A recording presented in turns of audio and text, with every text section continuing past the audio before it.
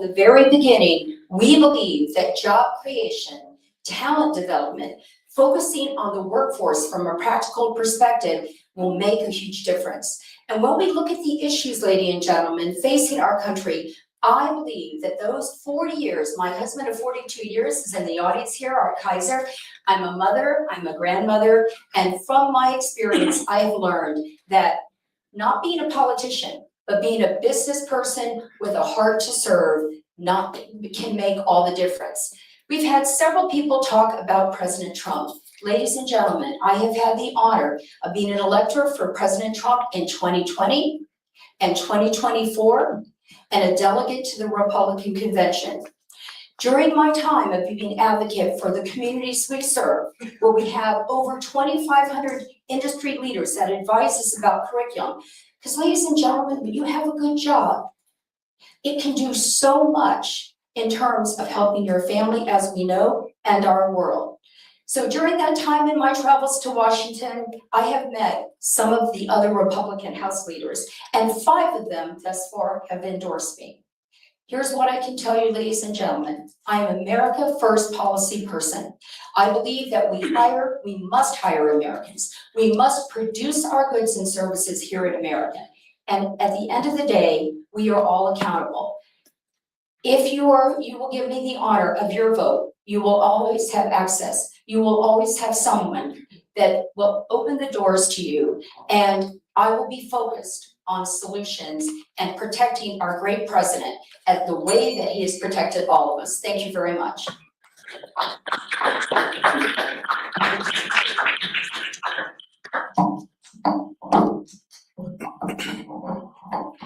Hi, good morning, Chairman Drew, Representative Ben Roach. Thank you, guys. My name is Michael Thompson, and I am asking for your vote to become your voice in Washington. The reason why I am running is because I want to represent the people of this district. I am this district. I am from this district. I was born and raised in Palm Beach County. Spent the first 25 years of my life over there, south of Lake Okeechobee.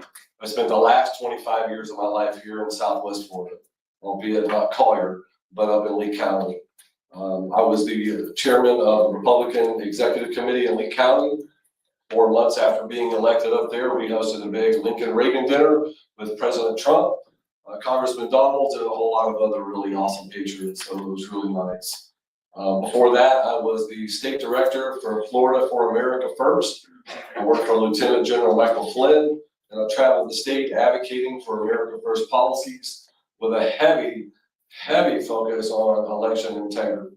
Some of the battles that I had the most honor of doing was going over to Broward County and having some real tough conversations with some of the elected officials over there, including Joe Scott, the supervisor of elections. I also sat on the board of directors for the East Lee County Chamber of Commerce. I think all of us up here, have a really good resume. We can all show you photos. We can always, talk to you about, we know this person, we know that person. But do you know the district? Okay, I have friends and family, and supporters in every single town in this district. Okay, I wasn't running for Congress before this district was created. I'm here because it was created, because I want to be your voice up in Washington. Thank you so much.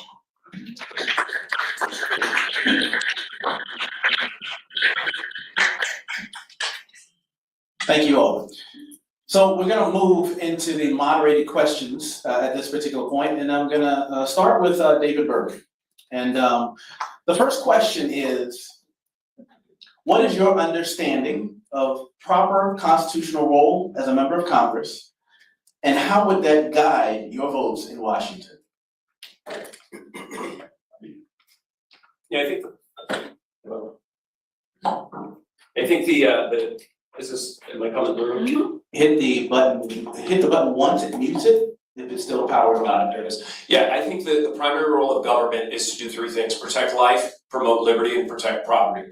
And so kind of keeping in that main vein, any legislation that directly pushes against that, I'm opposed to. That is the general idea.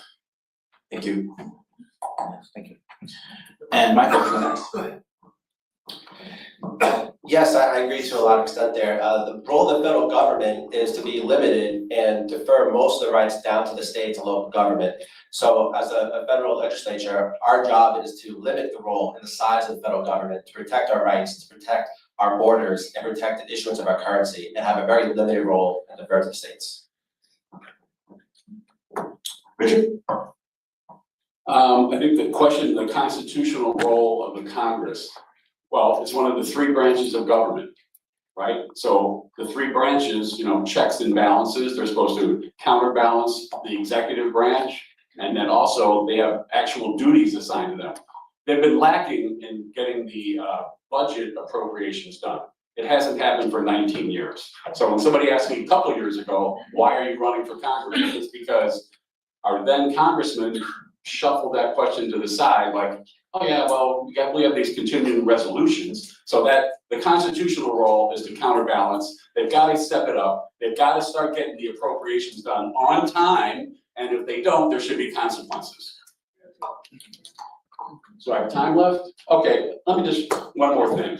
Limited government, of course. The Leviathan-ness of the federal government, I mean, it's out of control. We need to, cut back the federal government. I mean, I'm laughing, but it's not laughable. Okay, so the 10th Amendment, yeah, it's there for a reason, but it seemed like it's been cloaked for a few years. So I would say, yeah, I support the 10th Amendment, and I would be a fighter for Congress to do their job.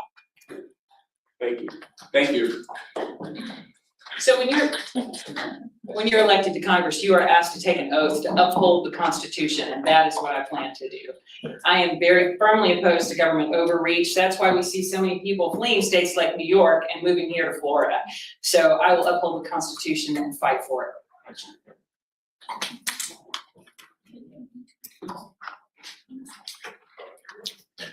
Thank you. So in the state of Florida, I served on the Constitutional Revision Commission, and that primary purpose was to make sure that we upheld the Florida Constitution and to get feedback from the public at large about what you're most concerned in. In Congress, what I will do is fight for the Constitution. We talked about the Second Amendment. I have a permit to carry, and I believe that it is critical that we protect our country and that protect your rights under the Constitution. So I will withhold the Constitution, do my job, and be focused on making sure that we implement and guard the Trump agenda. Yeah, I think it's a great question. First and foremost, protect the Constitution. Second is, a congressional representative, I'm here to represent you guys. We need to, push back, against the far left, Democrats and what they're doing to try and destroy the Constitution. They want to change our country into something that it was never meant to be. And I think by going up there and advocating for the Constitution and for America First policies is what's going to put this country back on track. They want to take away your guns. They want to take away your freedom of speech. They want to take everything that you allow them to take away from you. And that's not what's going to happen. We're going to go up here, we're going to unite as a Republican Party. We have a lot of people in our own party, that don't really advocate for America. I think we all know that. We can't even pass the Save America Act. I mean, why is that, folks? We need to, look, if we're going to beat the Democrats, we need to make sure that our party itself, is ready to go to war. And if we have people on our team that aren't pulling their weight, they need to be called out. Because once we have a team that can go up here and do this, we'll absolutely take out the Democrats. God bless President Trump. I mean, seriously, I've been a real estate broker since 2001, and I followed President Trump during my real estate career. I was so excited when he became a candidate, back in 2015, because I knew common sense, which is missing up in Washington, was about to come in here, and someone with a business mind that's actually going to do the absolute best that he can do to make sure that our founding fathers and the Constitution that they put forward is actually going to remain in effect for the rest of us. Limited government. That's the key word, limited government. We need fighters to go up to Washington, fight alongside President Trump, bring business acumen to Washington that President Trump has himself here for our district. Let the states govern. So many departments need to go away. Department of Education, for one. Something that I've dealt for the last 20+ years being a father. That's near and dear to my heart. And so support the Constitution 100% and keep government away. Thank you. Thank you. Okay. Thank you. Okay. Thank you again.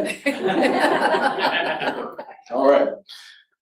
Thank you for answering those questions. On that note, sticking under the constitutional government framework, this actually is a question that was posed by one of the constituents who registered. So I'm going to read you their question. Same time to respond. And this time we'll start with Michael Carbonaro. The U.S. Constitution strictly limits federal powers, as you'll all agree. Yet the government has dramatically expanded its surveillance and monitoring of American citizens far beyond those bounds. We must prevent any further slide towards a Chinese-style surveillance state, complete with central bank digital currencies that could restrict access to our own money, license plate readers, and 15-minute cities that track and limit our movement, widespread facial recognition, and other tools for control. As a candidate for Congress, what specific actions will you take to roll back these unconstitutional infringements on our liberties, restore constitutional limits on government surveillance? Thank you. Yeah, this is a really good question, and this is a primary reason why I decided to run, because this overreach of government is what caused the erosion of our freedoms, and starting with the privacy. And a lot of this started after 9/11 with the Patriot Act, which was meant to go after terrorists, but it was really used, which we all found out later on, to surveil on our own citizens. So we need to relook at who our adversaries actually are, and Congress needs to be held accountable for not making our own citizens the target to this overreach. We need to make sure that we're using technology to benefit the people, not to be used against the people. And we're in a situation where we're having AI and this technology come out. If we don't put something in place now with people that understand what this technology can actually do, it can be harmful. But if you understand what this technology can do, it can actually improve everybody's life. And we need to get ahead of it with regulation that protects privacy at the forefront of everything. Thank you.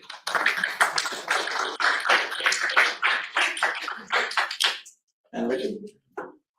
Yeah, I would join the gang here. I think several used the word fight, and it is gonna be a fight. Because the federal government is absolutely out of control. Overreach has become the norm. And budget-wise, I'm just gonna throw this in because it popped in my head. I'm a CPA, so I think of the numbers a lot. But okay, like only in DC, in the budget process, could a reduction of the increase be considered a reduction. And that's like a bad joke, so we gotta rein in the budget, absolutely. And also, 10th Amendment again, have the government do fewer things and do those few things very well. We don't need overreach. And somebody brought up the Department of Education, I think it was David. Casey, I'm sorry. So the Department of Education, I believe Trump's cabinet post is winding that down.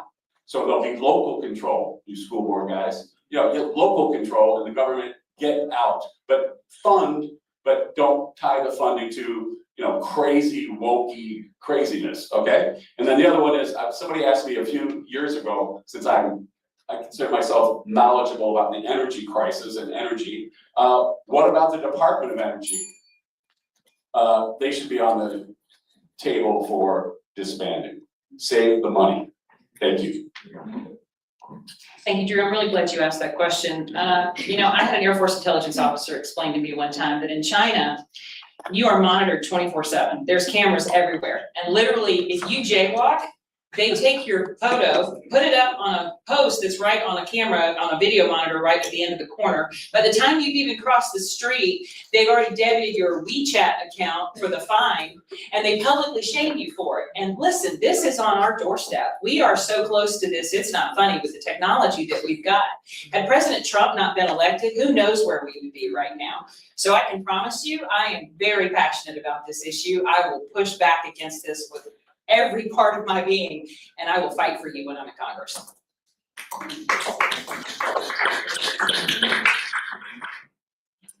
Ladies and gentlemen, this is a very important issue, but first and foremost, absolutely, the government has expanded beyond what we could ever even recognize. If you look historically at the size of government many, many years ago, even back to the times where we were fighting World War II, it has expanded significantly. And the question is, are we any better for it?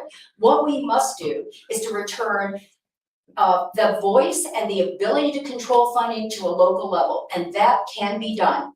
When I look at your bridges here, and I've looked very carefully at what the needs are, and I'm looking forward to hearing more from you, we need to look at funding streams where we can grant that money back to your local community. Privacy rights will always be an issue, and they are at risk, there's no question.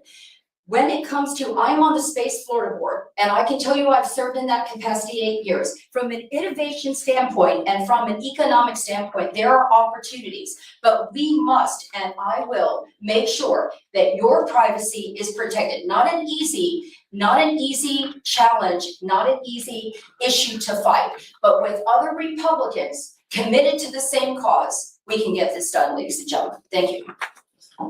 I think, obviously, over the past several years, we've all lost a lot of our, privacy. Not only, I believe it was David or Michael mentioned the Patriot Act. That's gotta go. I'm sorry. The government has taken way too many opportunities, to come out here and cry, oh, in the name of safety, we need to give up our rights. Those days are over. I don't subscribe to that notion. I think that weakens us, as a society personally. I think we need accountability. And that's one thing we don't have in Washington. We need accountability. We need to, stop the Department of Justice from the overreach that they have done for many, many decades, right? I mean, let's go back, the Hoover administration, right? When he was there, the Hoover boys. Right? These guys, that's all they did. They spied on elected officials. If there's anyone that sits up here right now that doesn't think that we're going to be spied on when we go to Washington, you need to understand you are. This is what our government does, right? And it's a travesty because a lot of the mass population just accepts it, and we shouldn't. We should take care of all of our judges as well and hold accountability to our federal government.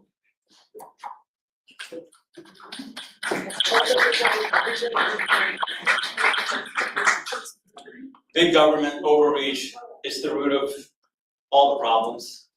Surveillance could be a very dangerous thing. We need to make sure that we have the cutting edge technology as a country to compete globally. But when it turns against us, that's what the problem is.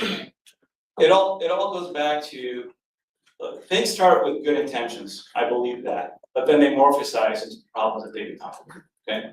The root of that problem is there is unlimited spending. There's no fiscal responsibility. There's no accountability. I run my business through communication, follow through, accountability, and execution. If we did that in government, you would see things come to fruition. There is no accountability. And when you just continue spending and spending, and look at the national debt that we have, we've exceeded our gross domestic product. That's unsustainable. Just think about everyone here in their business or in their home. If you owed more on your home than your home is worth, you're upside down. What does that look like? That's our country today. So when that spending is out of control, these things happen. It's gonna happen in every sector, not only through surveillance, but everything. And that's my responsibility to go up and fight for all of us, fight for this country, and fight for you to keep that in check. Thank you.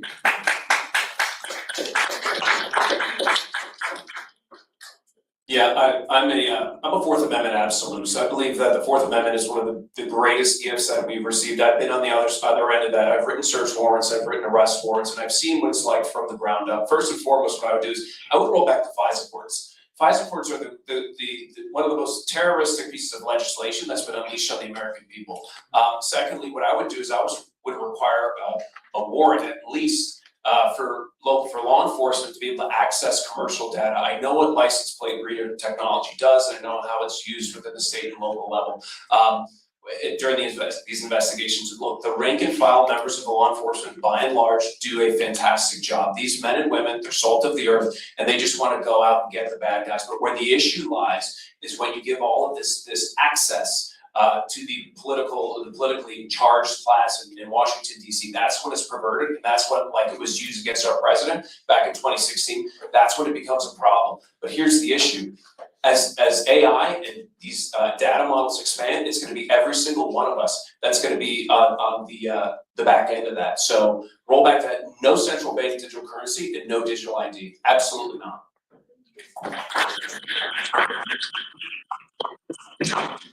Thank you for well thought out responses. We're gonna shift into economy, inflation, and small business. I wanna ask you a question about those. What should Congress do to reduce the burden of inflation? So what should they do directly to reduce the burden of inflation, regulation and taxation on families, retirees, and small businesses, especially specific to Southwest Florida? And Richard Evans, I'll let you take this one first. Thanks, Drew. Well, cutting back on regulation, letting entrepreneurs set sail and be free to, make it rain. One of the things that we said about incumbents who have served, for 24 years in Congress and not really gotten anything done, more show horse than workhorse. So we need to stop that. We need to have people roll up their sleeves, get it done like it's the private sector. So it can be done. A guy on the way here, I stopped by the printers, I got to admit, and ran off some papers. And I asked them, hey, I'm going to this congressional thing. What do you think should happen? And they said, cut back the regulation. I go, amen. So we've got a president right now who I like the thinking, for every regulation that comes in, 3 must leave. So I think we've got a great president. I plan to serve for 2 years in the legislative branch with this current president, 47, and then maybe 2 years with the succeeding president. But yeah, free people up to be the best they can be and get government off the backs of entrepreneurs. There's some entrepreneurs in this room, small businesses need freedom.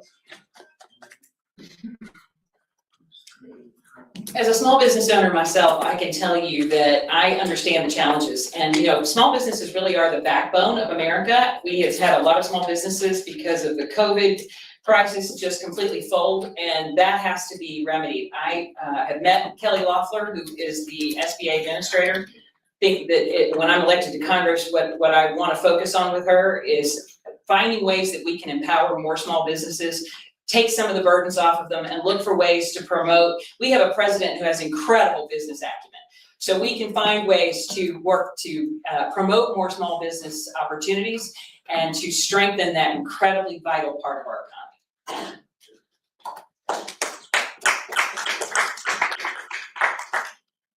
Ladies and gentlemen, I have shared with you our story a little bit about Kaiser University, but I want you to know that 50 years ago, school was started with just one student.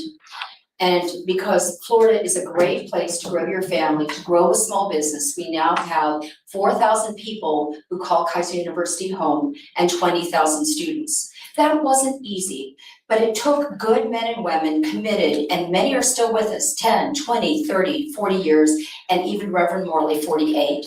So small business is important, but how we address these challenges in Washington is equally important. So again, funding. We need to return funding to our local communities. Secondly, it helps to reduce taxes and the time that it takes to get things done. And then finally, I would say this about the entire issue. We really need to look at the workforce of our country. We need to make sure we hire Americans. We need to make sure that with nurses, we allow them to, just an example, to work to the full extent of their education. It's called scope of practice. And we need to honor apprenticeships, plumbing, trades, and the like. Not everybody goes on to get a PhD. Thank you, ladies and gentlemen, very much. I think the best way to battle inflation is to tell the government to stop spending, cut taxes. Let's get it under control. Let's actually, act like we know what we're doing. But unfortunately we don't. I think we're really awesome down here in Southwest Florida. The entire district, but there's some really stupid people in our country that keep sending the same people back up to Washington and expecting a different result. So we gotta change the standard, and that's what I would like to do. I think, I sat on the board of the Eastern County Chamber of Commerce for 8 years. We promoted small business. I am a small business owner. I think if the government could just stay the hell out of our way, that we would actually be able to come out here and do really well in our communities and create jobs and also give back to the communities. There's a lot of opportunities in Washington to bring back funding, okay? And if there is, something here locally that we could, benefit from, I'm all for it. But I'm not gonna go up to Washington and just beg for money and money and money. I'm gonna go out there with a surgical knife and I'm gonna start cutting taxes and reducing the size of our government.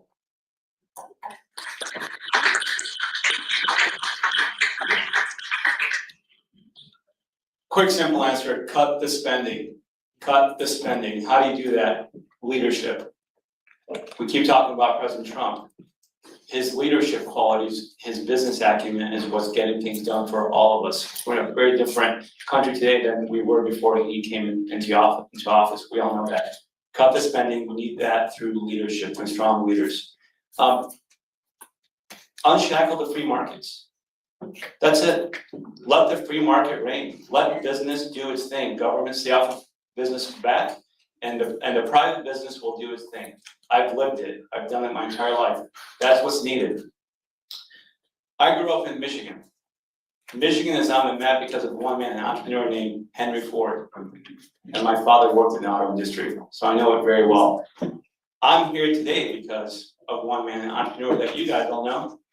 You guys all know and eat Domino's Pizza, the founder.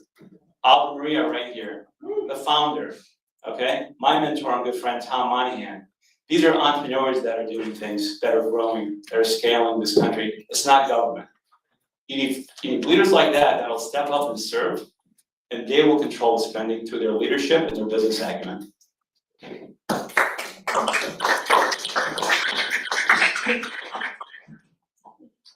Yeah, I guess the fundamental question is, when has government made anything cheaper? But I guess where you want to start is, it's assumed that there's $500 billion worth of fraud, waste, and abuse. And if we're gonna have AI that's familiar with these large data sets, let's put it to use. Let's cut the payments before they even leave the government. Let's identify the bad actors. $500 billion is a major driver of inflation that impacts senior citizens on fixed income, and it impacts our cost of good. Also, energy, diversifying energy, making sure that it's cheap. That is the biggest, to the consumer, driver of inflation. Obviously, we've got, let's see here, investigating large, let's say, meat packers. The DOJ is on it right now. There's 3 major meat packers within the country that are controlling costs. So when you have to be let's say you work for minimum wage and you have to work 2 hours to afford a pound of ground beef, that's a problem and that's unsustainable. Thank you.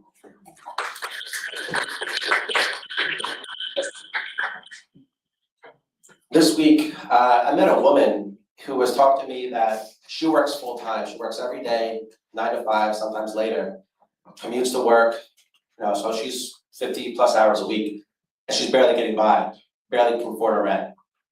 And she was saying, well, how come I'm working so hard, I can barely get by, but all these people that do nothing are getting free handouts. We have a system that's fundamentally backwards. We are encouraging people to leave the workforce because you can work and barely get by, or you can quit your job, go on welfare, get Section 8, have a baby for free, have free daycare. The system is incentivizing people to head towards socialism. We have double the amount of people on the welfare state today than we did 20 years ago. So we need to change, number one, our policies. Who are we incentivizing to work, and who are we actually helping? The people that need help, or the people taking advantage of the socialist system that the Democrats have put in place? And then number 2, Scott Bessent said we have upwards of 10% of our federal budget being spent on fraud. 10%. That doesn't include waste and abuse. So we have to tackle the waste, fraud, and abuse and change the entire system that incentivizes socialism.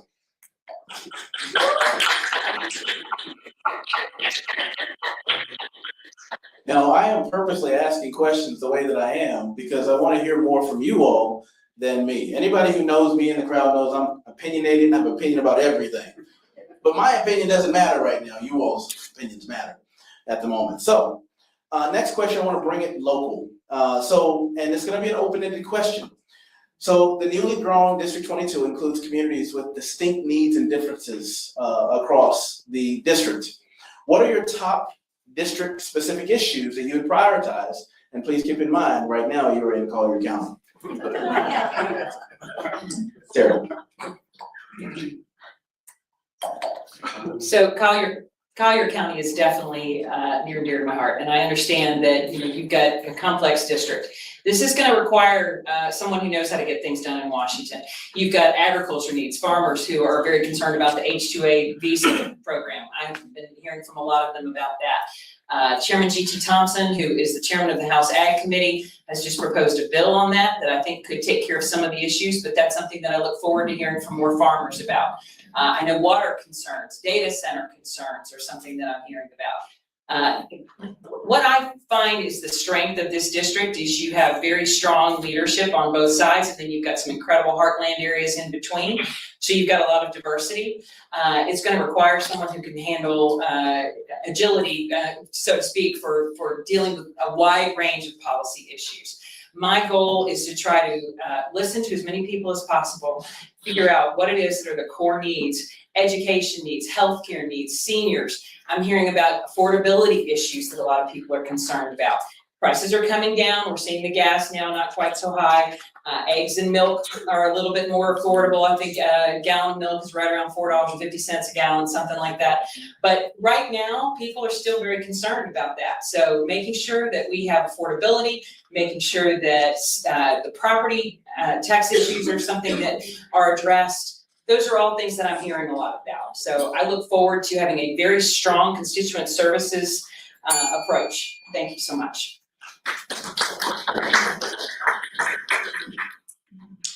It's an excellent question, and just let me share with you a couple things. I've lived in this district for 36 years. I was delighted.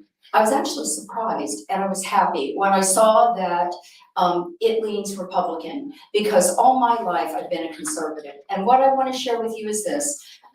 In my travels throughout conservative values, in my travels throughout Broward County and Palm Beach, and also here, I keep hearing about affordability. So what does that mean for people? Well, it means that gas prices are too high. It means that they're worried about property taxes. It worries that some of them are deciding between what they can eat and whether or not they can have prescriptions. That's not good. I can tell you that what I'll do is I'll bring a common sense approach to Washington, but I will look out and see your faces in my mind, because let me tell you, we started basically with nothing. My dad was served in a little town called rural Georgia known as Garnet. How many people have ever heard of Garnet? Can I see those hands? No one. Well, maybe Jessup. He served the U.S. Air Force. My mom is at the University of Florida State, and we learned the value of money and the value of work and the value of this great country. I'll make sure that we invest in our law enforcement and all those the military that keep us safe. What you'll have is a person with common sense solutions. Thank you. Great question. It's community. That's what it's all about, with no, disrespect. I think all the communities in this district are extremely important. I think water quality coming from Lake Okeechobee down to the Everglades is so critical. Not only, for the health of, our ecosystems and natural resources and national parks, but also it provides, drinking water for over 6 million people here in South Florida. Quality of life. Look, how many of you guys have a boat? How many of you guys enjoy going out in recreation, on the water? That's what Southwest Florida is about, right? Besides golf, people that come in down here, they go to see the table and go out on the boat and really enjoy themselves. I think obviously we have a lot of land in our district, that revolves around farming. In South Florida, south of Lake Okeechobee, we have the winter vegetable capital of the world, right? In the wintertime, when the snow, ice, everything is up north, they're down here growing fruits and vegetables that feed the rest of this country. I think we need to monitor that, have proper regulations to allow our farmers to continue to do what they do. And, get local, if there's local issues, we got a lot of problems in the Lockley. I'm glad they're getting cleaned up, but we could do a lot better out there as well.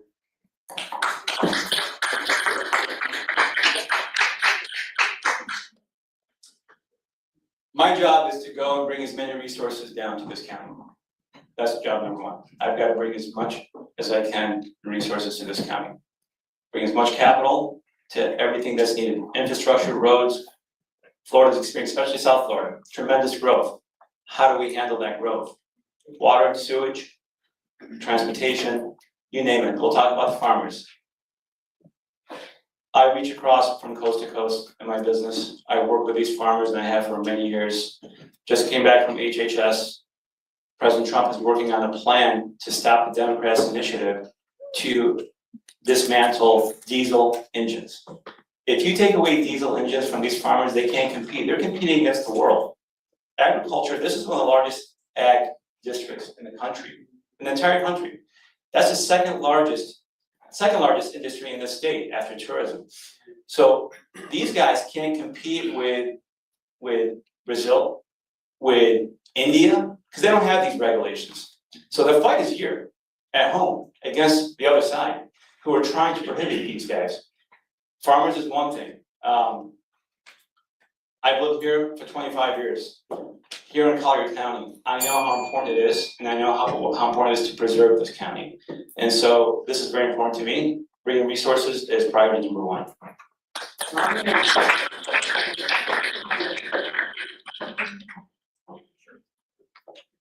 Starting from a high level position, obviously, the most important is gonna be to address affordability where it is responsible. Government, once again, never makes things cheaper, only if it makes things more expensive. Secondly is addressing safety and security, making sure that local law enforcement does have the resources to go out there and go after these bad guys. And I keep harping on it because I've lived it. And I know what it looks like when an effective RICO investigation can go in there and get all of these bad guys, get them off the streets. What does that look like though? It looks like bringing money down from Washington, D.C. There should be no excuse when a state attorney's office says we can't do it, we don't have the resources. Okay, what do you think the family members care when their mother gets robbed at gunpoint because they don't have the resources? No. Secondly, it's to protect our agriculture. When cheap goods and cheap products are being dumped into our markets from Brazil, from China, from India, that's a problem. Considering that this district is so largely agriculturally driven, government can be a responsible actor in this and go in there and actually protect these farmers and protect all of these communities. So I'm also most excited about getting out there and meeting people where they're at. I'm a strong proponent of that. Wherever that may be, Belplake, Pokey, Immokalee, Marco Island, Wellington, doesn't matter. Very excited. Thank you.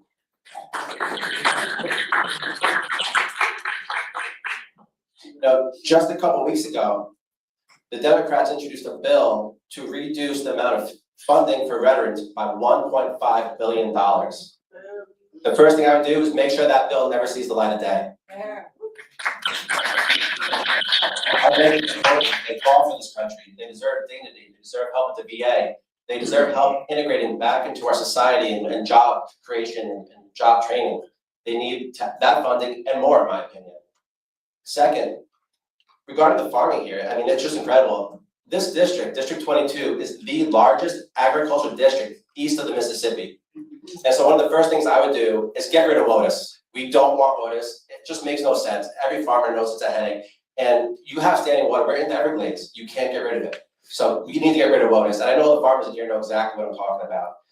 We need to make sure that the farmers are taken care of. We need to make sure that the Democrats aren't coming here and shutting down small farms and medium farms and putting more regulation. We need to make sure that we're energy dominant and keeping our coastline clean without any offshore drilling. We need to make sure we keep our quality of life, and Florida stays the beautiful Florida. We don't ruin it with oil rigs off our coastline.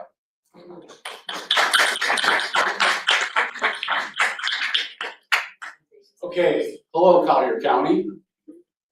Thanks for coming out early. I'm from Collier County. It's the greatest place to live ever. Okay, I moved around the country growing up. I continued working past when a lot of accountants would retire. I'm really happy to be in Collier County. I live in Ave Maria. Hey, it's, I don't know what the tagline is. It's the big kind of small town or something. Yeah, but it's beautiful. It is paradise. So for Collier County, I'm just gonna tell you the things that I've heard. Everybody up here will have an opportunity to, as they say in Congress, bring home the bacon to their local district. Hey, I'm on board. You know, we are a unique county. We've got ocean, rights. We've got the Caloosahatchee River up in Hendry County, and we've got an ag area to protect. Like I said earlier, the ill-advised FP&L thing was ridiculous. So I'm just gonna say, no more earmarks, but yeah, we'll bring home the bacon as we can, and don't turn Naples into another Miami. Who's heard that before? Thank you. Now, I will tell you that I think that we need all day to go through the questions that we need to get through to really understand what we're dealing with, but we don't have all day. So I'm going to pivot. I'm going to ask a question around life. That's a very important topic, especially in Collier County. Before I do that, though, I want to say one of the unique art forms is to take a question that I present and make sure you pivot. You are in Collier County, but you're representing all counties in this district. So good job with that. So here's the question. The first thing is I want to know what you see as the greatest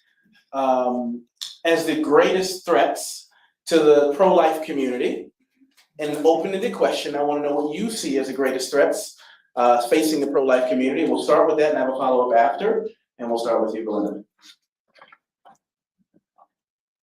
Thank you very much for this very important question. I believe life begins at conception.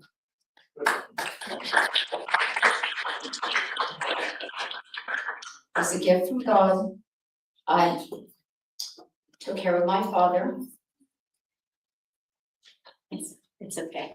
Until he passed. And now I take care of my mom, just 95. It is the greatest gift. Thank you. I think the greatest gift to pro-life are the Democrats and the devil. I think they have the similar agendas. I think, like, as Belinda said, life begins at conception. We have to stand up and fight for our rights, and we have to stand up and fight for those who can't speak for themselves. When I was chairman up at League GOP, back in 2024, we worked with State Representative Jenna Persons and, her bill for the 6-week abortion ban.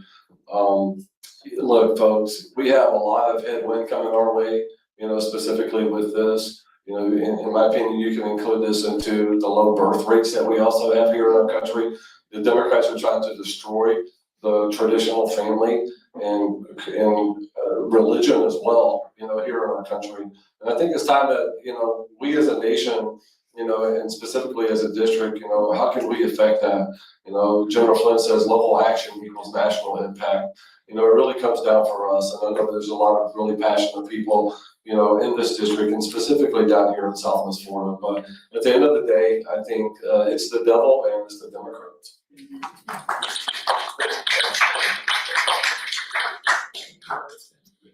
Yeah, I think the woke ideology is the danger here. The Democrats will keep pushing their agenda, continue to push. We finally started pushing back aggressively under the leadership of President Trump. Prior to President Trump, we saw the direction that things were going, and so we've been fighting back as conservatives, as Republicans, as Christians, as family folks of family values. As far as my position on life, I've been pro-life, I think, since I could walk and talk. If I wasn't pro-life, I think my mother would kill me. I grew up in a strong Catholic home, a devout Catholic mother. My oldest daughter is a very devout Catholic young lady, and that's the life that we've always lived. There's life, no exception. Absolutely no exception.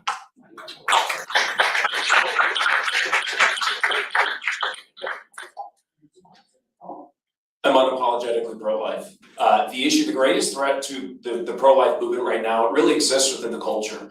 Getting out there and this sort of abortion on demand, that abortion should be like fast food, right? That is the most pernicious ideology that exists. It is evil on its face, first and foremost, but how is we as legislators can buttress against that, right? What Governor DeSantis did with the 6 week wasn't good enough for me, but okay, look, 6 weeks, let's get a little bit more aggressive on that. But no, life is the most precious gift that we have. I'm a new father.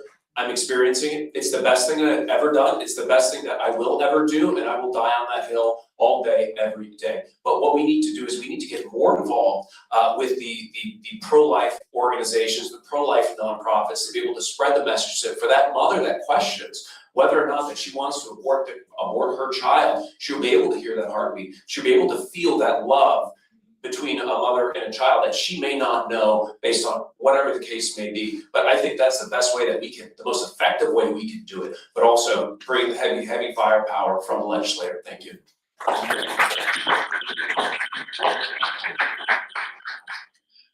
I am pro-life and I believe in the sanctity of life. I have 2 young daughters and I can't imagine a world without them. I believe in it so much. I've invested in my company where I actually help parents have children and grow their families. And I was excited that President Trump signed the executive orders to support fertility care so people can have families, because right now it has become very difficult for a number of reasons, whether it's microplastics, chemicals in the water, whatever it might be. We need to make sure that parents can have babies. We need families.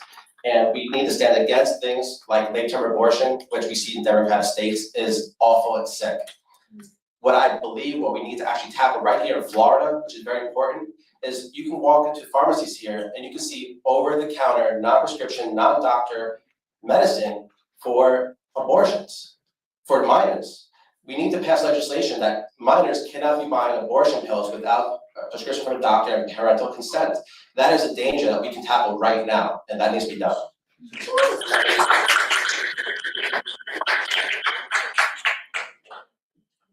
Okay, people who know me know that I am unapologetically pro-life 100%. I guess it's a cliche, but pro-life, pro-family. And I actually don't just speak it, I go out on the front lines. So I just, some friends of mine just the other night said, what can we do to get people out of the dinners that politicians go to, take a bow at the pro-life dinners, and then do absolutely nothing when they get elected. I've had it with that. But I do say, when we defeated Amendment 4, and some people in this room were, working hard for not only for Trump to be president, but to stop Amendment 3 and Amendment 4, which I thought was excellent. But the scary thing to me was that Amendment 4 was stopped by a smaller margin than Amendment 3. So everybody agreed that we don't want some outfit from Canada selling dope to our teenagers or cornering the market on marijuana. So, but Amendment 4 was was defeated by a narrower margin.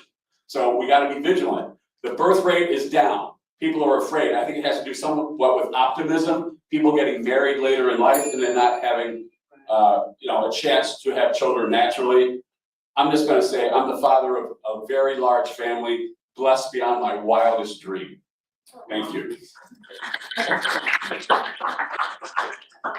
So I am very passionately pro-life as well. I think that one of the greatest threats that we've got is the abortion industry trying to crank out amendments exactly like Amendment 4, just because we defeated it last time, which I am very grateful that we did.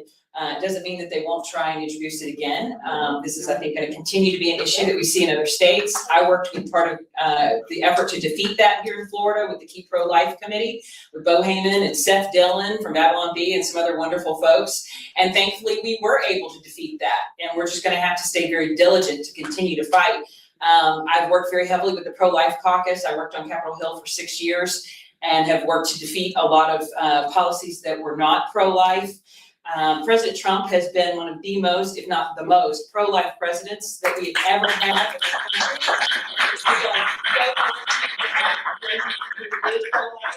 And I will be grateful to continue to work with him to promote pro-life policies. Thank you.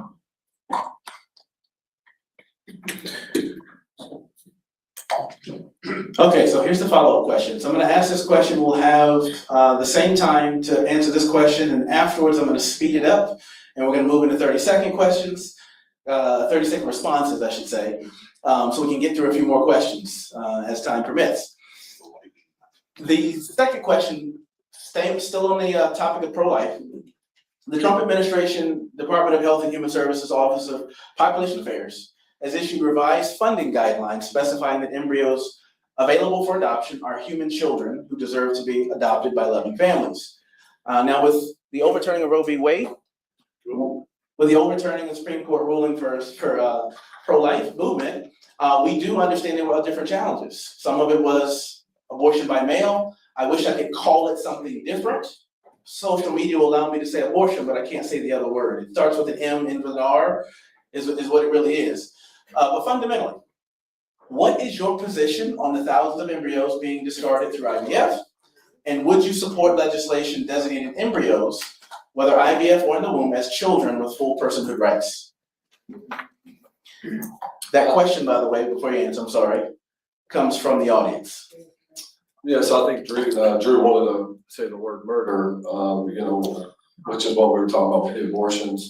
Look, I'm pro-life, I'm pro-family, I'm pro-God. I think our country, everyone says America first. I don't think America will ever be first until we put God first, okay? We need to get back to Christian values. Judeo-Christian values is what this country was founded on. I think if there are families out there that are going to have a family and struggling to have a family, and we have the opportunity, to help them along the way, I'm absolutely for it. I think we need to have more dinners with our family. I think we need to sit down. When I was a kid growing up, there was hardly a night where I wasn't sitting at our dinner table with my mom, my dad, and my sister. And I know our country's gotten so far off of that beaten path. And I think if there's people out there that want to have a family, then we should, allow them to use the resources that we have, and I would absolutely support it.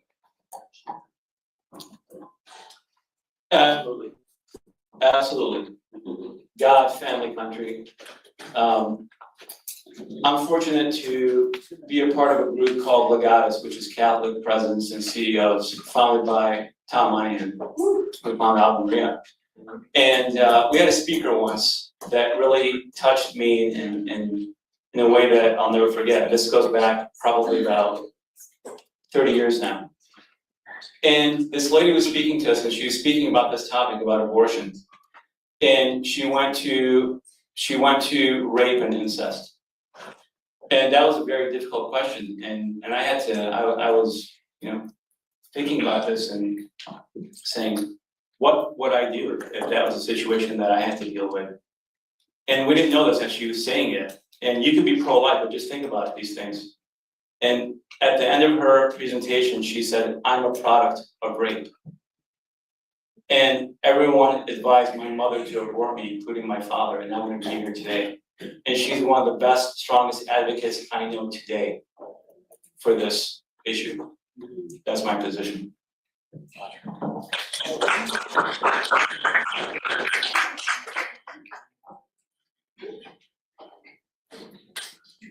For couples who want to go out there, I want them to be able to experience the joy of having children. That is extremely important. Once again, it's my lived experience, and many as well on this table and in this room as well. So I would strongly be in support of that. I think it's the best blessing that we could ever have. Obviously, once again, we have a population rate that's falling. That's a major issue. We've got issues whether it comes out of Social Security, that there's enough people in the workforce that are contributing to it, on top of just the economy relies on it. So it's multi-layered. So yes, I would be in support. Thank you.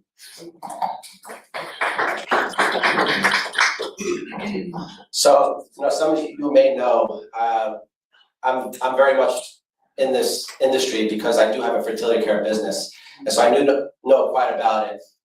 There is a birth crisis going on in the world. We have entire countries, entire cultures that are going to be wiped out the next 1 to 2 generations, and there's a myriad of reasons where people need help to have babies. So, unfortunately, IVF is here, but we don't have a choice because people are not able to have children on their own. They need help. People need to have help to have a baby. But I agree, we need regulations. There is a vastly under-regulated industry. And there was an incident 2 years ago where somebody broke into a IVF clinic and destroyed the embryos. There was no laws on the books. And so nothing happened. There was no real consequences. And so we need to make sure that this is protected. This is children. This is somebody's only way to have children. If somebody destroys embryos, yes, they may never be able to have children again. And what about who the children could have been? So we need regulation, we need to have oversight, and we need to make sure that this is done morally and for the benefit of people, because I know it's a touchy subject, but all of us here, we want family, we want to grow our families, we want our kids to have kids. We need help, and this is how we're gonna help, but we need to regulate it.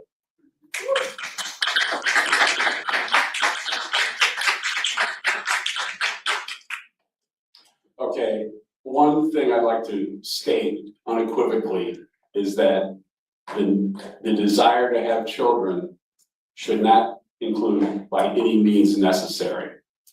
So honest people, honest parents, parents who are maybe at the end of their fertility will seek out other ways, and I think Michael referred to that, and which I think that's a personal choice.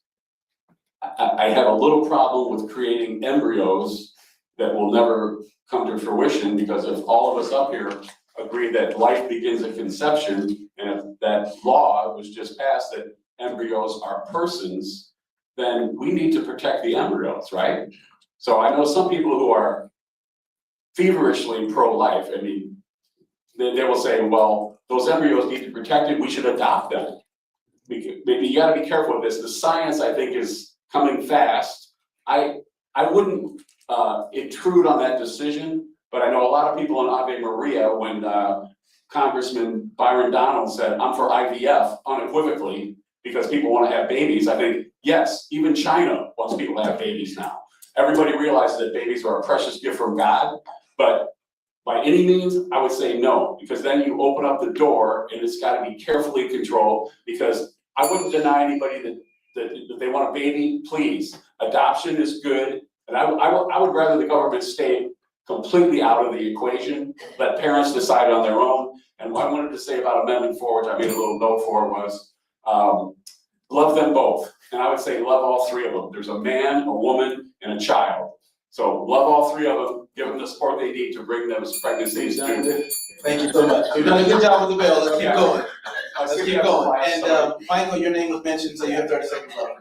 I would just like to say, yes, delayed family planning is a big part of infertility, but there are so many other reasons for infertility. There are people in their 20s, early 30s that cannot have children, whether it's vaccine damage, whether it's microplastics, it's chemicals in the water that we drink every day from a pharmaceutical company. There's people that are damaged that need help. This is an existential crisis. Right now, 2 to 3% of the babies in America are born in IVF, and it's growing at a 20% compounding per year. President Trump got behind IVF and signed an executive order because this is a problem we need to solve. We don't want IVF, but we have an existential crisis where people are not able to have babies.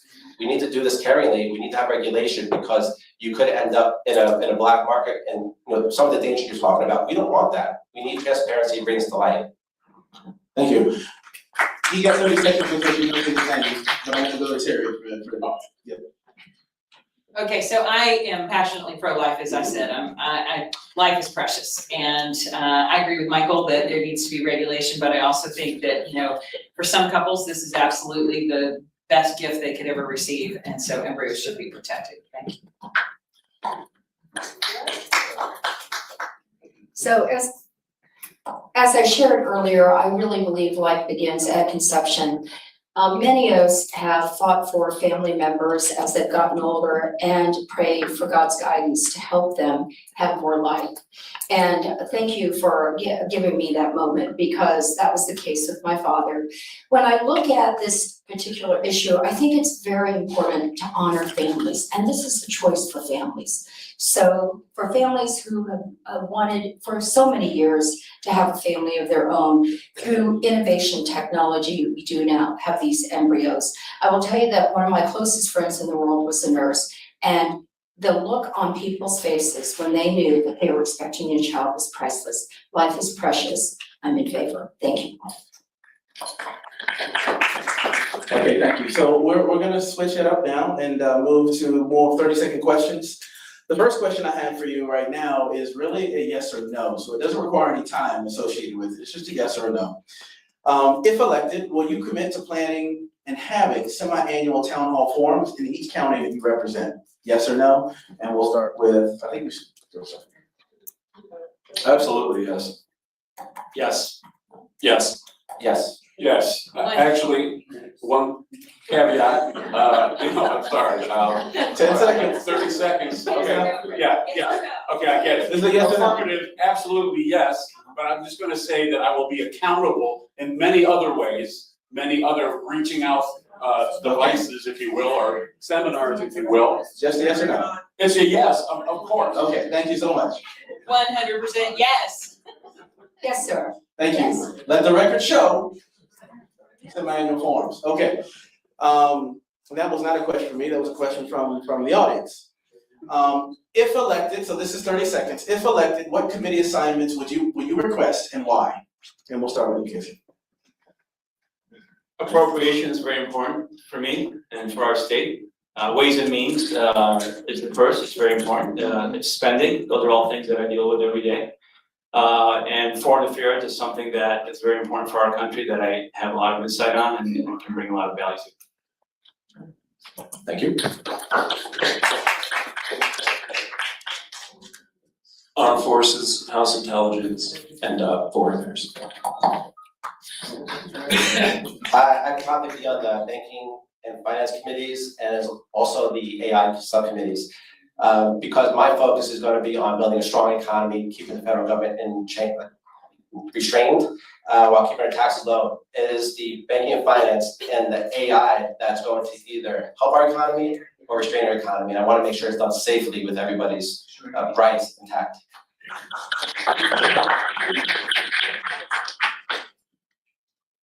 Okay, I would also like to be considered for the Ways and Means Committee. I mean, what accountant wouldn't want to be the guy who writes legislation and it gets through Congress and the Senate and reduces the complexity and the ridiculousness of the tax code?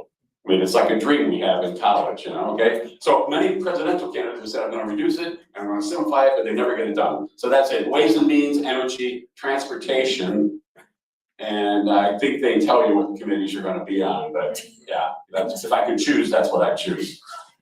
Appropriations, because that's obviously where all the money is, and that's something that I've worked on before when I worked on the Hill with Congressman Adderholt. And for this district, one of the greatest needs that it's got is agriculture. So those are the two committees that I would ask for.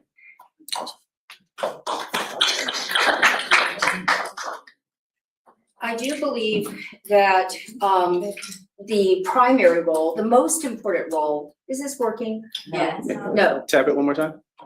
working now? Great, okay, oh, my time. So I do believe the primary role of government, even though it's expanded well beyond this, is keeping us safe. So I would very much be honored to be on the Foreign Affairs Committee. In addition to that, appropriations, because we've talked a lot about the challenges that we're facing. So I would like to be in a position to fight for you to see that funding is returned to the local level. And that is something I've done in the past. And finally, I would say Ways and Means, because it does deal with taxes. And gosh knows we pay a lot of taxes. So with that said, I will, and I do know that from my friends there, that generally as a freshman, they tell you where they need you. Thank you. Department of Agricultural, Foreign Affairs. And that's it, really. Appreciate those two. Okay, next question is what role does your faith and biblical spiritual understanding play in your decision making? Say it influences every decision I make. If there's something that's difficult that I'm going through, I pray on it, I lean on my faith, absolutely rely on it. You can't shoulder what all of us candidates are going through without a firm faith and belief in God. And even in our daily lives, we can't deal with any of the stuff that we do without leaning on the Lord, praying in Jesus and staying in the Word. Thank you.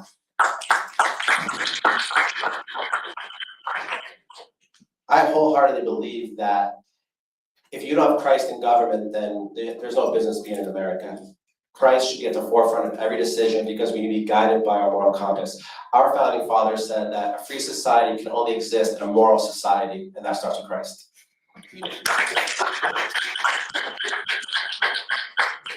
Okay, yeah, I think that it's important to be faith-based and faith-centered. You have to allow, like currently in Ave Maria, there's a little local problem of, ooh, the Fellowship Church is building a new church, it's not Catholic, oh. But no, I support that. Yeah, it's good. They'll know we are Christians by our love is the song, but they'll know we are Christians by what we do. So as a congressman, I am gonna strive to stay Christian. It's not easy, they tell me. I'm a Christian, my faith drives everything that I do. I feel like we need more people of integrity in government. How else are you gonna have that if you have no moral compass? And the moral compass that I look to is my faith, so thank you. As a person of faith, I rely daily, often more than daily, on God's guidance and Christ's guidance. And I do believe our country was founded on this principle. So that's something that I will continue to encourage. Thank you. Yeah, absolutely. It's, like I said before, America's not gonna be first until we put God first. He's first and foremost in my life. Chairman, Kathy, I think you guys know that. We share text messages every single day. In the morning, I get up and read Bible verses, study the Bible, have Bible plans, go to attend church, be a part of the community. It's really, the driving force behind the reason why I'm here today. Thank you. Now, if I don't ask this next question, go ahead, sorry. Yes, you do. Faith plays a role in every aspect of my life and in my business and in our household, and my children. It's the way that we've been raised, the way that my wife and I raise our children. And I do everything that I can as an ambassador of Christ to spread my faith through the platform of my business. And that's something very important to me, and it touches everything every decision that I make. So I'm gonna ask this next question, because if I don't ask this next question, I might have a problem driving home in my own community myself. So this is a question from the audience. An internal Muslim Brotherhood document dated May 22nd, 1991, authored by Mohammed Akram. An official link to the Muslim Brotherhood articulates a long-term strategy for advancing Islamic activities or objectives in the United States through gradual cultural, social, and institutional penetration. We are seeing this play out across our country: Michigan, Minnesota, New York, Texas, Florida. How are you prepared to stop radical Islamists from building enclaves and parallel systems and ideologies here in Florida and throughout the country? And I think it's Carmen. Well, I can tell you, in my business, I've traveled around the world. I spent many years in Europe, Asia, the Middle East. And, you go outside this country and other countries, they have their culture. You go to the Middle East, they have theocracies and people respect it. America is a Christian nation. Our founding fathers said that. We need to keep that intact. Our Constitution, our freedom, everything is based on our founding fathers' devotion to God and our Christian faith. And we can't allow that to be disrupted. I think Governor DeSantis did a great job of setting some precedent to stop basically the Islamism taking over Florida. And I think other states can do that, but the federal government can take action somewhere as well.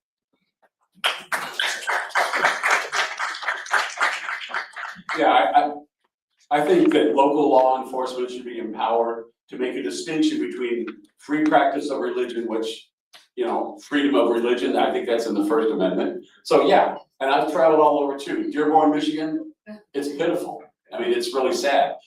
They told me the other day up in Henry County, and I was there talking ag all day long about, parts of Tampa are gonna be taken over. So I think there's a movement afoot to say, look, this is gotta stop. We can't let Sharia law become law, and Muslims are dedicated to, we don't like the Christians, we're gonna call them infidels, and that will justify whatever they decide to do.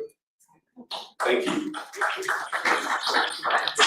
So I'm also hearing a lot of concerns. I know in Tampa in particular, there's already some areas that are being looked at for Sharia law, and this cannot happen. Our country is not a Muslim country. We have religious freedom, and obviously we need to be respectful of all faiths, but we were not founded to be a Muslim country, so I would be opposed to any kind of radical Islamization.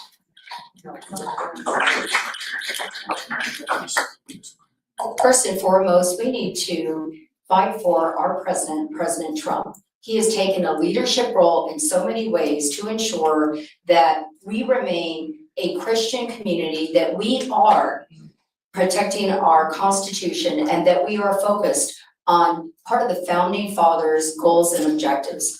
Secondly, when you look at how certain faiths travel, how they are adopted, it has a lot to do with the educational system. And I, for one, believe that we need to make sure that somebody has a faith-based church and a community to teach children, they should have the right to be funded. Maybe if, as long as it's not Islam that they're funding, I'm not gonna support that. I think we need to work with our state representatives and our future governor, to make sure that Florida is free of Islam and Sharia law. I think it's the work of the devil, I gotta be honest with you. It might not be a popular opinion. God's first, we have freedom of religion in this country, I totally get it. But for those individuals who want to come here, and push their religion on top of ours or another one, it's just not gonna work.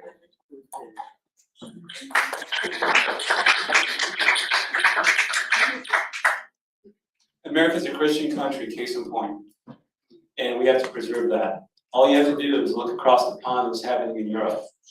That's Christendom. And if you see what's happening in England, if you see what's happening in France and throughout Europe, it's no longer just a concern, it's a real threat. You mentioned Michigan, I grew up in Michigan. Dearborn, Michigan is a segregated community. And Muslims that come from any country in the world, they could be Middle Eastern, they can be European, Eastern European, they can be whatever it is, Pakistani, but yet they all get together in the same place and do not simulate with society. It's a major concern, and we have to do everything that we can to keep this country a Christian nation.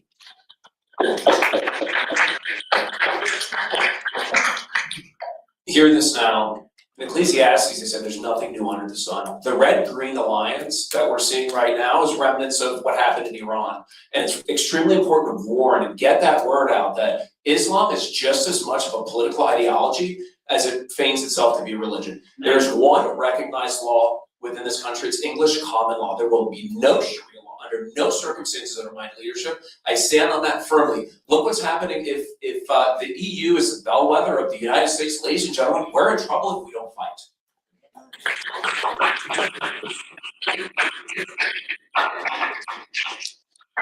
I'm gonna look to the audience. I wanna take liberty to ask about 3 more questions. Are you okay with that? Yes. Okay. 30 seconds. All right, so I do have a yes or no. And the yes or no is, should congressional members be subject to stronger stock trading restrictions? Yes or no? Yes. Yes. Okay. Next question. Next question. So there's been a lot of concern with regard to people serving in the highest offices in this land and either not being born here or having dual citizenship. 30 seconds. Tell me what your thoughts on that and what you would do about it. Oh, this would be, I think, Richard. Okay, dual citizenship would not be the way to go at all. People who threaten, like if one president or one congressman or one senator gets elected, oh, I'm gonna leave this country, by all means go, okay? So, yeah, no dual citizenship is not ideal, and I think we need to have people who are strong Americans, strong leaders, and people who are ready for a change now, because we've been kind of going down the road sideways for too long. Thank you.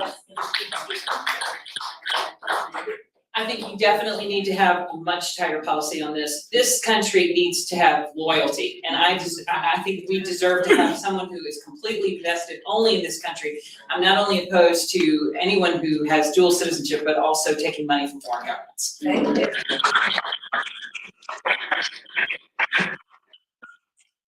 I love this country, as all of you do, and I believe we live in the greatest country in the world. With that said, if you are here, you are to salute the flag, to actually believe in this country and to have pride in this country, I would be concerned if someone was pursuing dual citizenship and had both, if their loyalty was completely ours. I understand that people have come from other wonderful countries. My dad was Irish, all right, Irish and Scottish, but I believe that as an American, loyalty is important.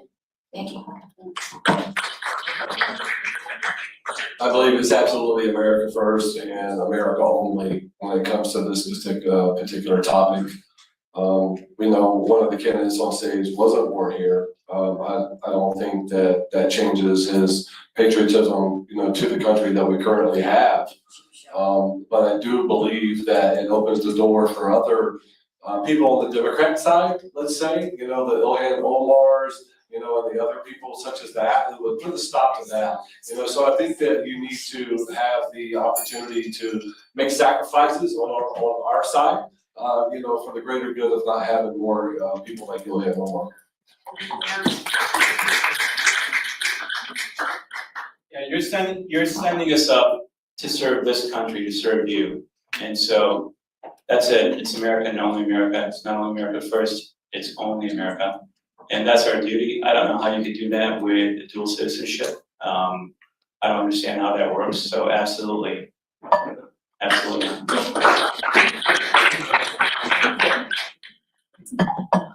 My question is this: why does the United States of America always have to deal with these double standards? You could not be a citizen of another country to go to any other country in the world and serve. Why is it only the United States? If that doesn't piss everybody off, I don't know what to tell you.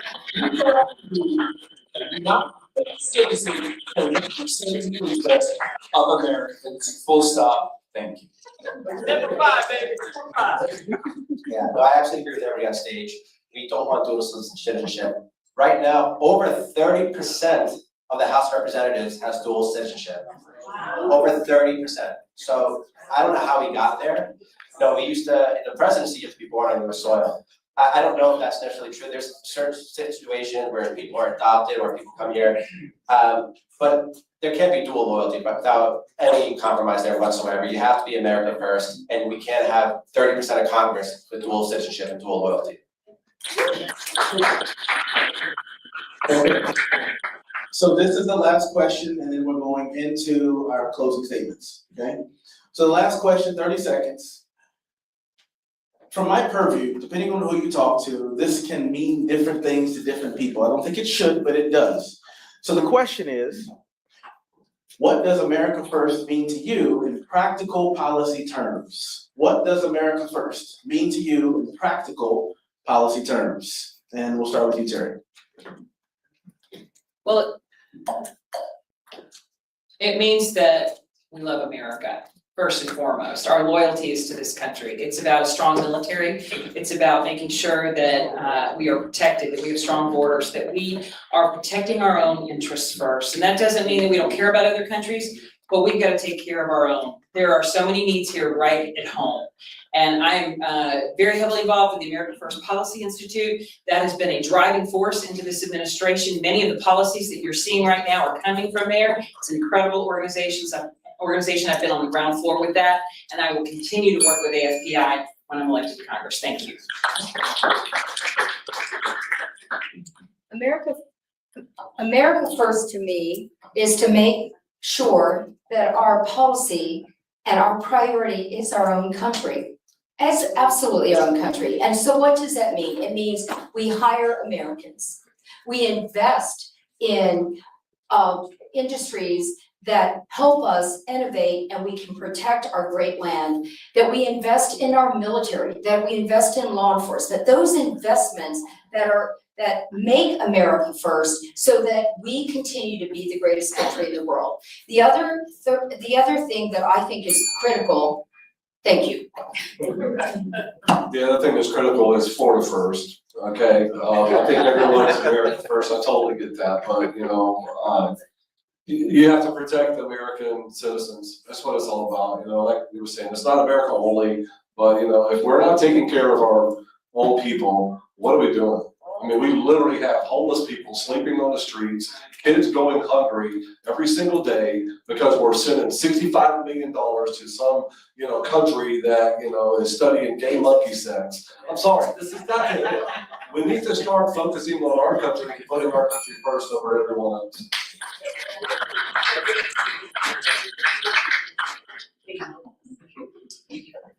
Yeah, we have to take care of our country, of our own citizens. It is America first, 100% all the way. I don't think we any longer have the luxury to just continue spending our way into the debt that we have by programs that don't help any of us. I think the problem is not just America first as far as international concerns and issues, but here domestically. It's the things that are happening here that are tearing our country apart. It's the left, the woke left, and every agenda, all the ideology that we're dealing with. And we've all seen a turn with the leadership of President Trump, but we have to continue to fight for that. America first, always.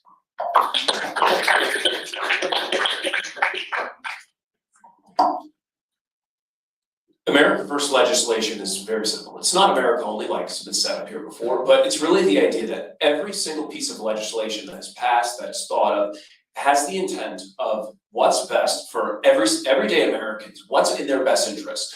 When we look to deploy our boys, our young women, and young men and young women overseas, how is this advancing Americans' interests? And that is the only, and should have been, the only lens in which the legislation and our government should have worked, but it hasn't, and that's going to change, and it's changed since President Trump's leadership. Thank you. To me, America First is a moral position, but it's a policy position to maximize freedom and prosperity for Americans. It's the embodiment of the spirit of the deal that is written in our Declaration of Independence to guarantee our pursuit of happiness, of the American dream, where we put the American citizen first, above lobby groups, above foreign interests. While we remain a part of the international community, we trade and we have a good economy, Americans are always put first by our governing bodies.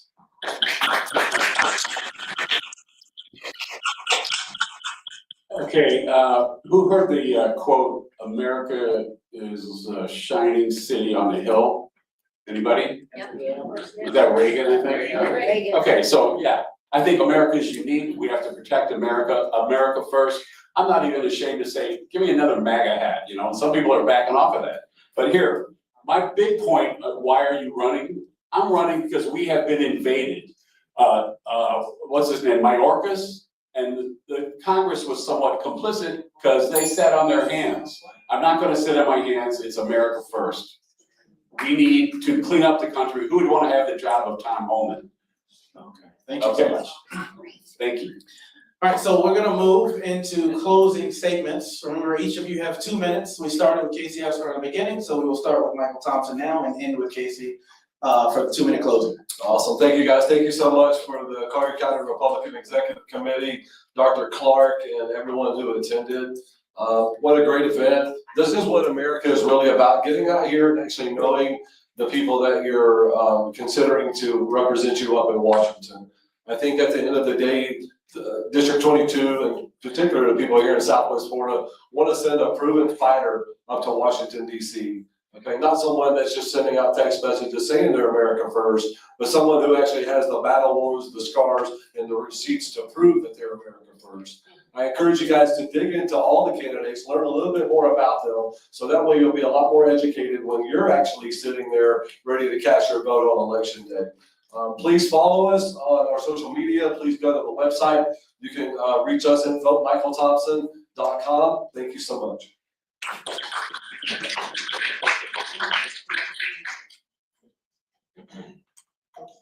Belinda. Hello. Well, first and foremost, let me just say thank you to all of you for being here today, and thank you for the opportunity to talk with you about what I believe I've heard from all of you. One of the things I will say is that having built a company over the last 40-something years, I've learned a lot, and I will take that common sense approach to solutions to Washington, D.C. I will also take that fighting spirit that is absolutely necessary, and here's something else. I have been known to be the one opinion in the room that has been dissenting, and I think that that matters. And with that said, that means that If it comes to your safety, if it comes to President Trump, I will be standing there because he has proven to us that he puts America first, that he invests in the military, that he believes in this country, and here's the other thing. We have been the product of weaponization. I will think of you. He stood between us and weaponization. I will think of you while I serve because we've experienced it firsthand. Let me just say about America First, what we need to do together, and please help us, is pass that Save America Act. Thank you very much, ladies and gentlemen.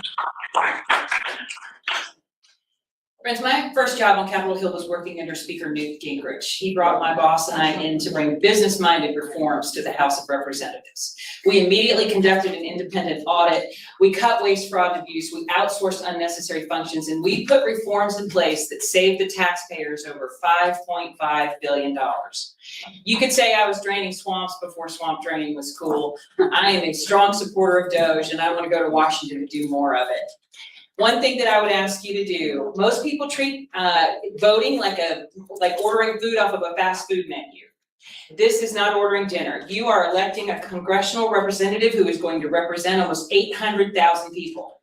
So please, treat it like a job interview. I am asking for you to consider hiring me for this job. I am seasoned, I'm trained, I have a lot of experience in Washington. I want to put those skills to work for you.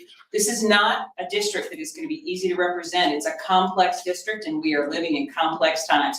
You need somebody who can go to Washington and hit the ground running, not need on-the-job training. So I would humbly ask for you to consider me as your next representative for Congressional District 22. Thank you so much. Did you just yield some time back to me? Is that what happened? No. No yielding of time, okay, just practicing, because I'm very encouraged. We've got a deep bench. Republicans have the deepest bench ever, I think, because that means people are going out of their comfort zone and running for office and standing up and not taking, the abuse anymore. That stat, 30% of Congress has dual citizenship, that's insulting, if that statistic is right. So look, I think the invasion thing, I ran for Congress along with a good friend of mine, and we challenged the 22-year incumbent at the time who sat on his hands. So I think no more sitting on hands. We gotta be active from day one. I don't need on-the-job training. The math is very, very simple. We need to change the political will. Let's get it done. I can change the political will with your help. I'm gonna represent all 4 counties. I'm gonna represent Collier, I hope with distinction. Henry, ag, I'm all over the ag thing. And let me tell you a real quick story because I have 59 seconds left. Okay, so I met with a noteworthy gubernatorial candidate named Paul. And we know the last name?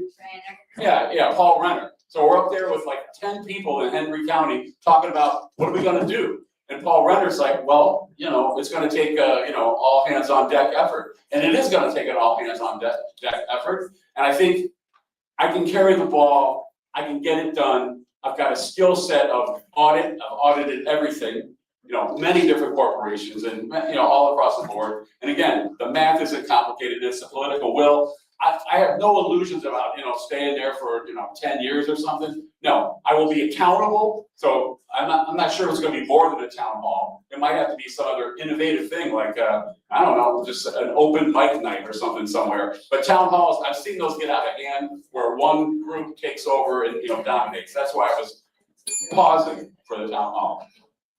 Thanks for your support. Thank you everybody for coming out this Saturday. I know it could have been anywhere else, so we appreciate you taking the time and hearing us out today. Again, my name is Michael Carbonara. I'm running for U.S. Congress, Florida's 22nd district, and I'm running to fight alongside President Trump to restore our conservative values and our freedoms in America as the Democrats have been taken from us.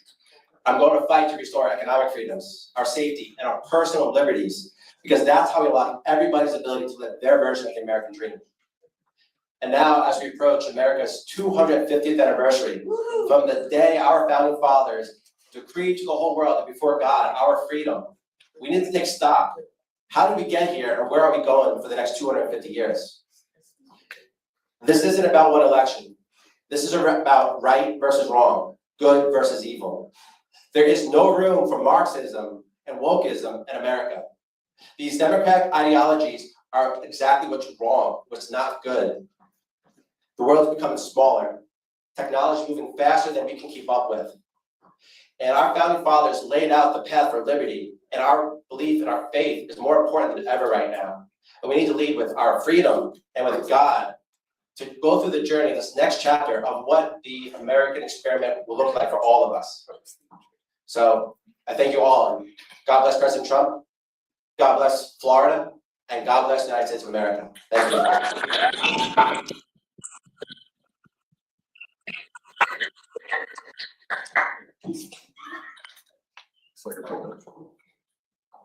We've heard a lot today. This is fantastic. Thank you everyone for coming out today, taking time out of your busy Saturdays. It's very humid over here, by the way.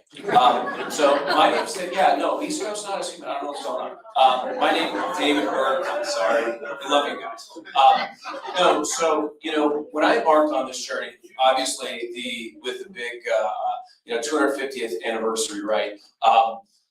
That's big. They say empires don't really make it 250 years. It's when the wheels start falling off, is what they say. Because of corruption, because of excess, because everything that we see and what we know and the self-service and self-dealing that occurs in Washington, D.C. President Trump, that's my son, he's trying to talk back. President Trump was the first president in a very long time that bucked the trend of everything that we've seen, where the baby was thrown out with the bathwater, no pun intended, that the representatives that hated our country, Republican included, were to be done. We got rid of the neocon class. Let's keep this going. Let's keep this momentum going forward. And when I had conversations with Charlie, what he wanted to do is he wanted to spin off people, kids, Turning Point students, people that worked in Turning Point USA, to go up there to Washington, D.C., to defend the Constitution, to maximize your individual liberties. And ladies and gentlemen, all I'm trying to do is keep that vision in line. From a constituent service first perspective, I've been in the streets, I know what it's like at 2 a.m. in some of these neighborhoods that people would never imagine wanting to go into. Ladies and gentlemen, I did it then, I'll do it again if you send me to Congress. You can find me at davidburke.com. Thank you.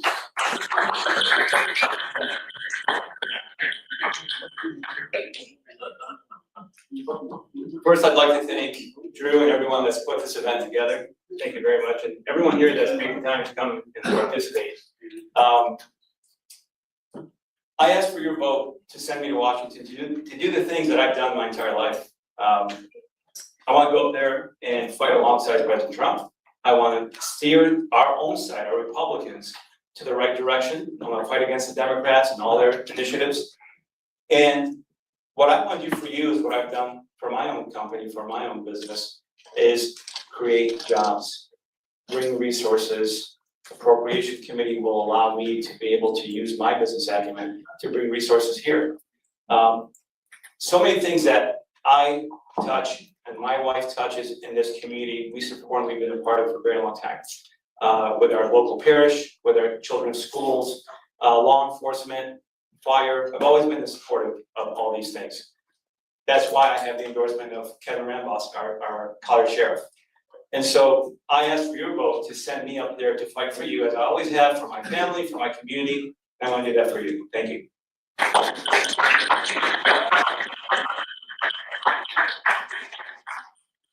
So thank you all for coming out. I want to make a special thanks to all the candidates who came out, took the time to engage with the community.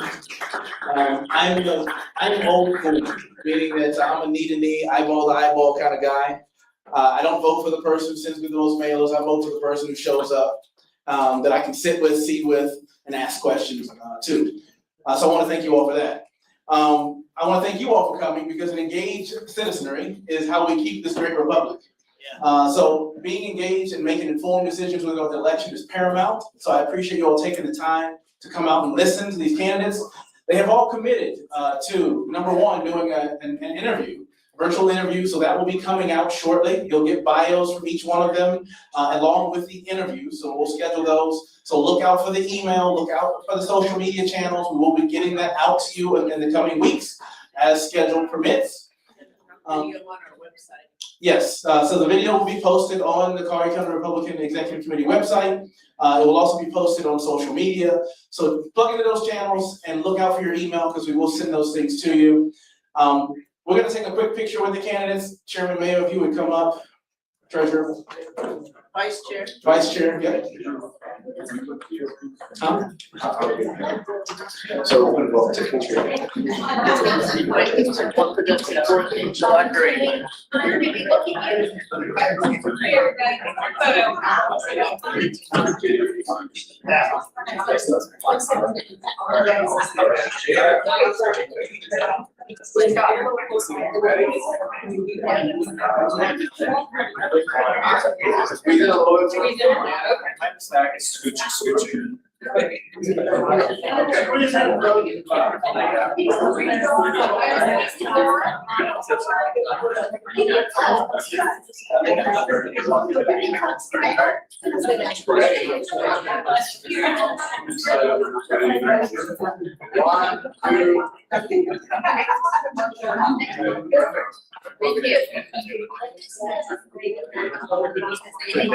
So if you want to come back into the room for a second, I will make an announcement to you, and you can come back out. So the candidates will come right back out. Whoever's still here, if you want to stay, they'll meet with you.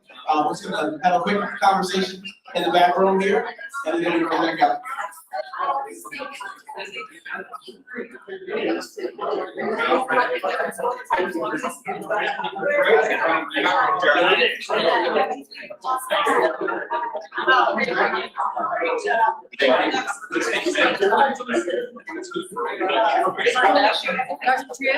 Thank you.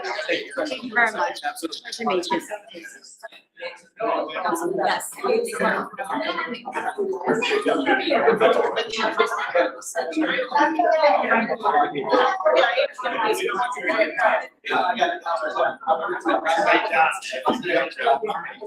Good job, Drew. Thank you so much, man. Appreciate it. Hey, John. Okay, yes. Yes. If I get even with you, challenge point.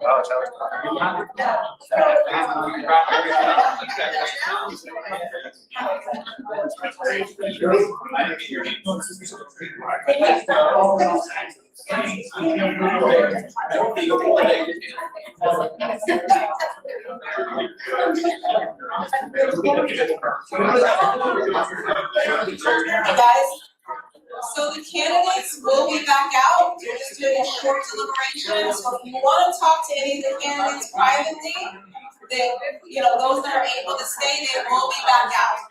Okay, just want to make sure everyone is aware of that.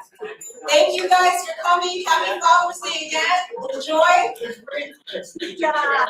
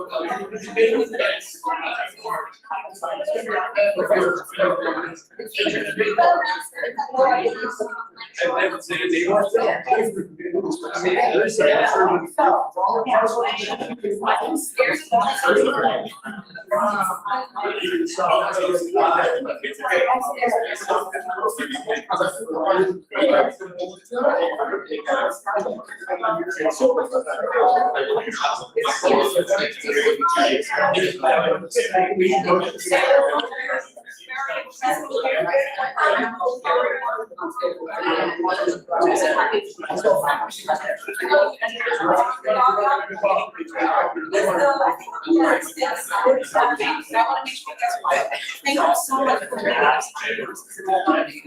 I really appreciate that. Thank you so much. Yeah, great for me to bring it up to the front. Thank you so much. Bill was a nice touch. Yeah, I like the bell. I didn't start saying anything until you hit it twice. You hit it twice, and I am never gonna be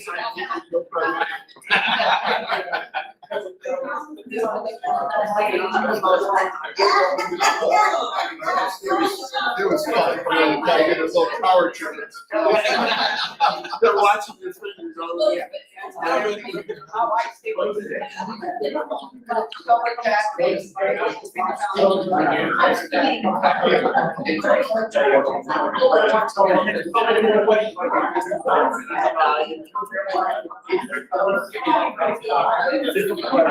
But everybody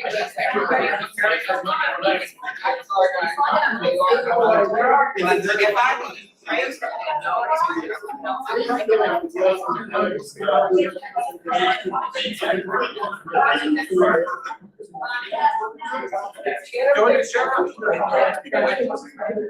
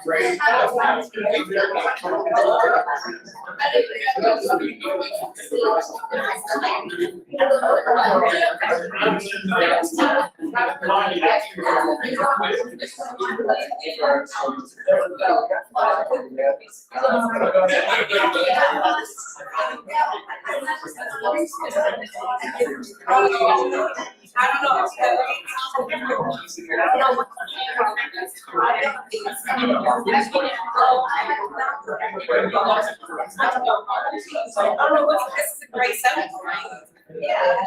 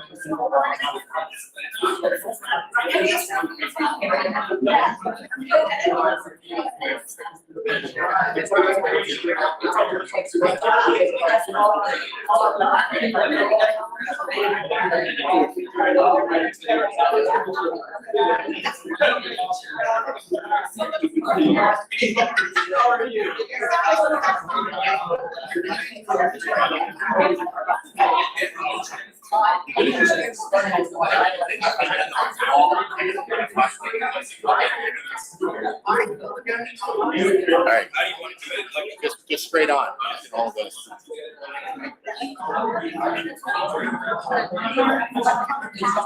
Can you do one more where it's just straight on?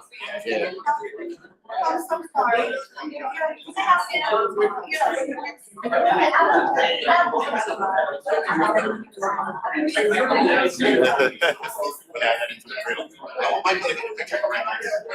Yeah.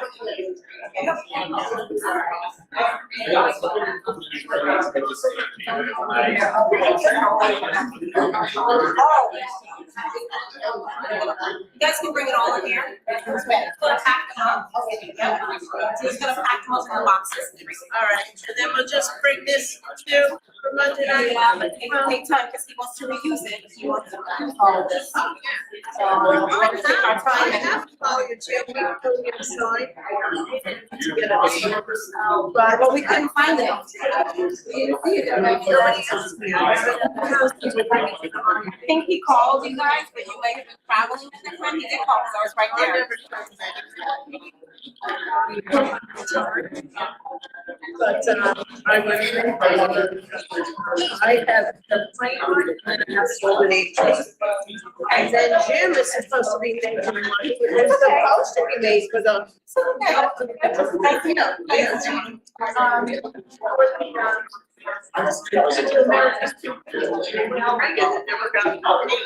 Oh, it's all good.